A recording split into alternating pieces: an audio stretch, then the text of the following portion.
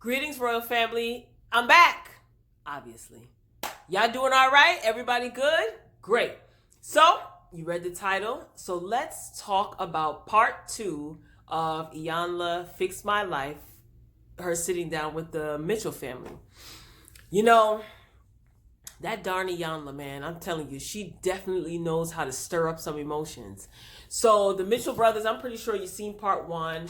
And you also been familiar with the Mitchell brothers from last season when she sat down with them. Five brothers who were in and out of foster homes. Some of them were sexually abused while they were in and out of foster homes. Some of them didn't even know of each other until they got into the foster home system.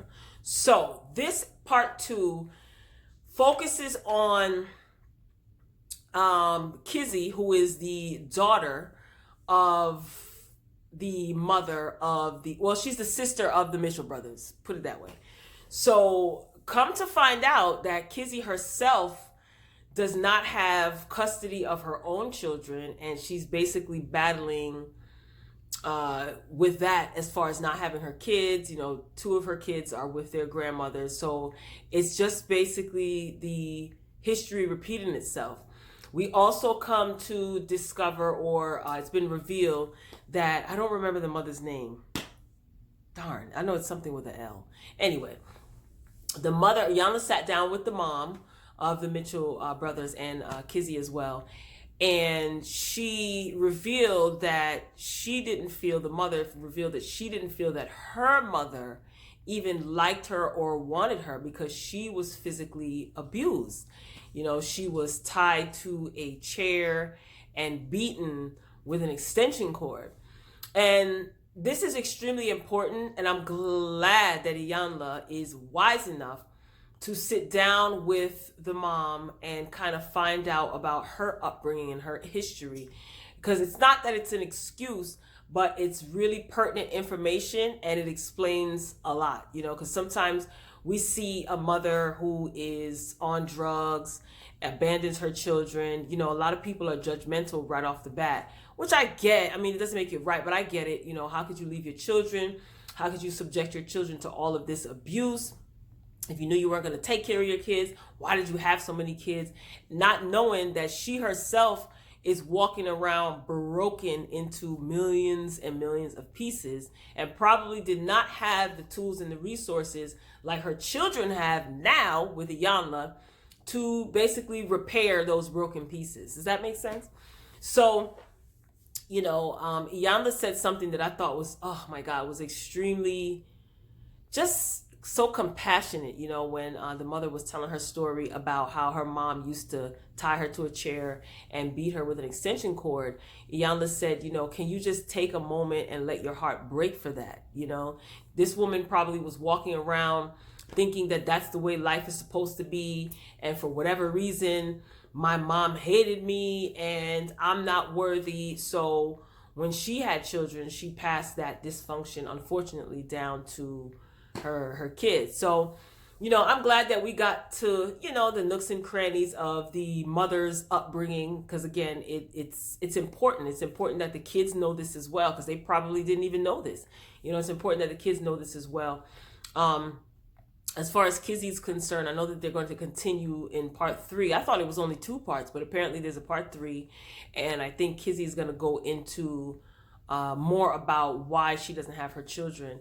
And Kizzy was telling Miss Iyanla that, you know, she was so afraid that her children will feel the same way about her that she herself feels about her mother. And Iyanla said they do.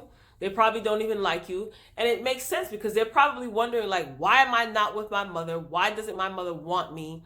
And sometimes, you know, kids are smart, but they're not as smart as, or as emotionally intelligent or as wise as most adults, right?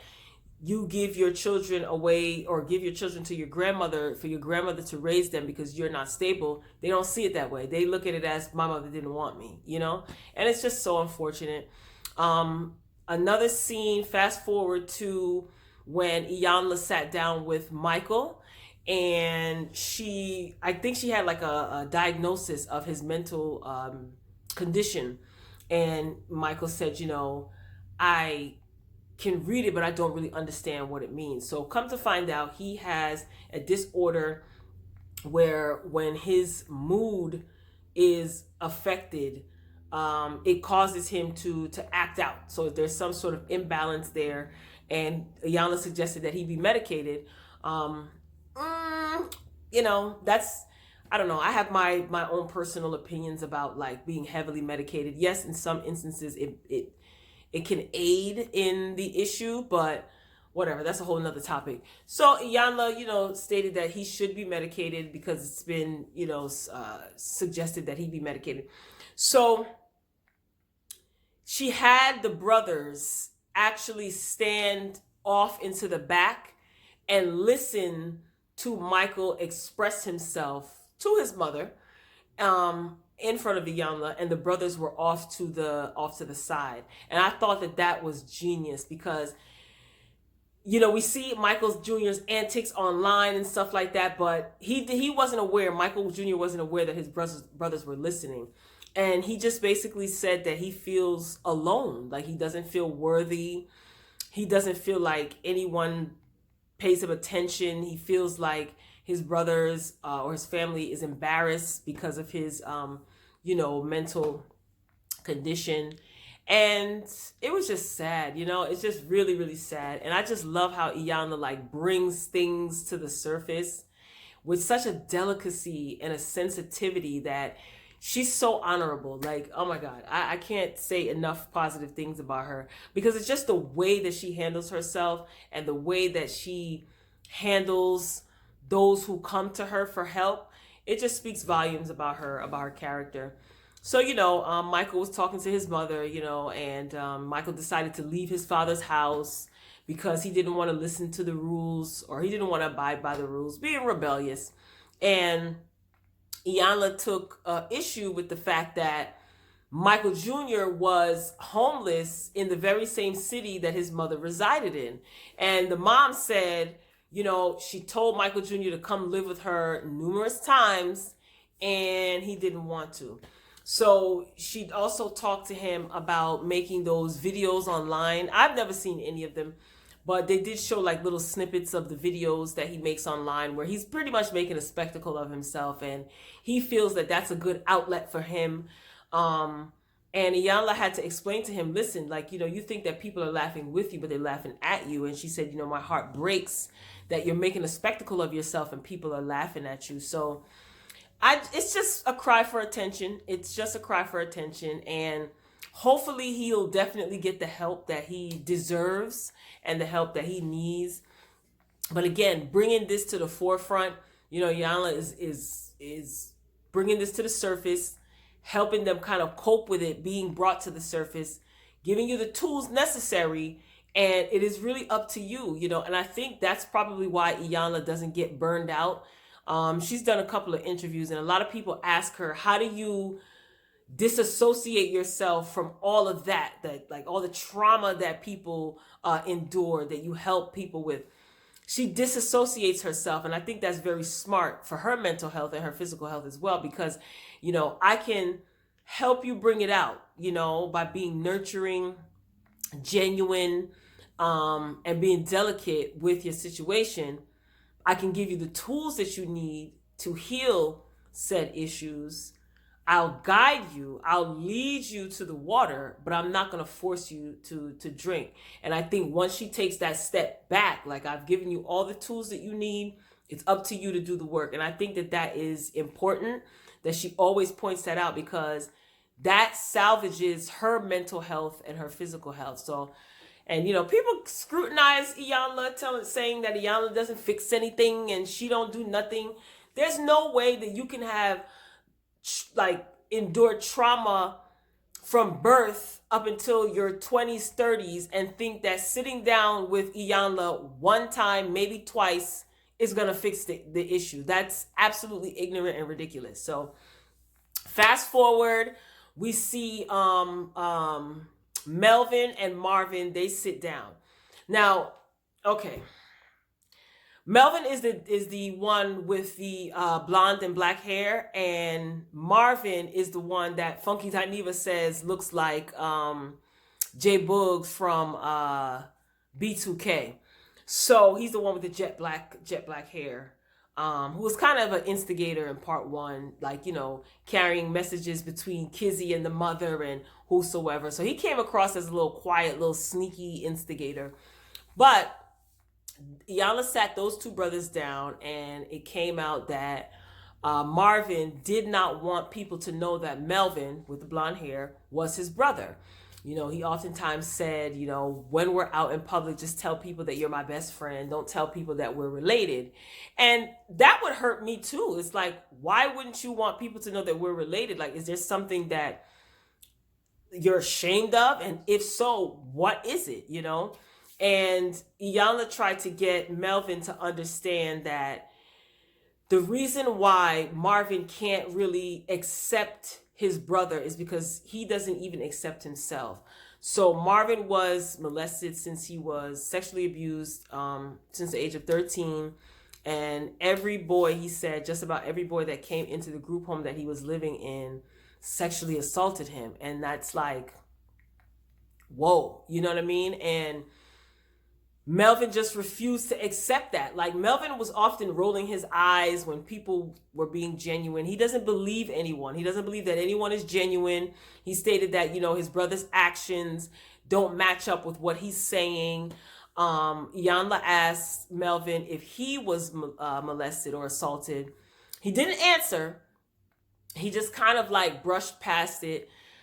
He did throw a temper tantrum later on, and not a temper tantrum. I don't want to seem so trivial, but he did have a meltdown, and he was talking to his brother. Then he came down, spoke with Iyanla, and he just said to her, like, I'm not looking at you because I don't want to disrespect you, because I have a lot of respect for you, but I just want to go. Iyanla was trying to talk to him. Understood. She tried to intervene and tried to de-escalate the situation. He wasn't having any of it. Melvin feels that Iyanla was taking Marvin's side, and Melvin was adamant about he's not going to let anyone disrespect him. He's not going to disrespect himself. He's not going to sit here and take this from anyone. He doesn't understand not to take that personally. Understood. Because it hurts. It hurts to know that your brother doesn't accept you, even though you are aware that he doesn't accept himself. Melvin is not hearing that. Totally understood. But what I want to say is about Melvin is, I think that something traumatic happened to Melvin. Doesn't necessarily mean that he had to be physically assaulted, but he's very adamant about not being disrespected. Most people are. But he's just like, I'm not going to disrespect myself. I'm not going to allow anyone to disrespect me. I give to you. I give to Marvin. I give and give and give, and I don't get it back.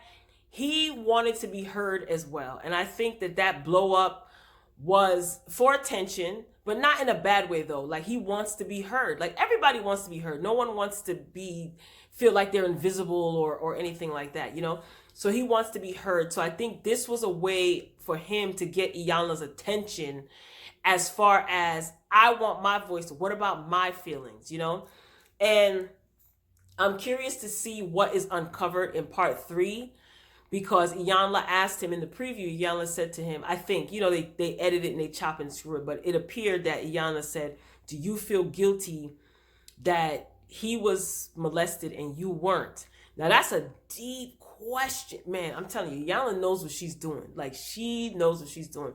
That's a deep question. And I know how they edit it to make you tune in next week. So that may not even have been his reaction, and it looked like he started crying. But I'm curious, but I do feel like something did happen to Melvin that he's not ready to talk about. And that's why he has so much anger. Aside from the fact that, these boys lived a rough life. They didn't ask to be here. They lived a rough life.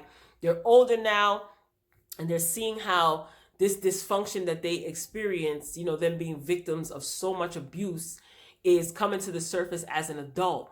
So they have to deal with it. They reached out to Iyanla for help, and that's definitely commendable because they had to have seen that there was a big issue. There's a problem that needs to be solved, and they want to get help.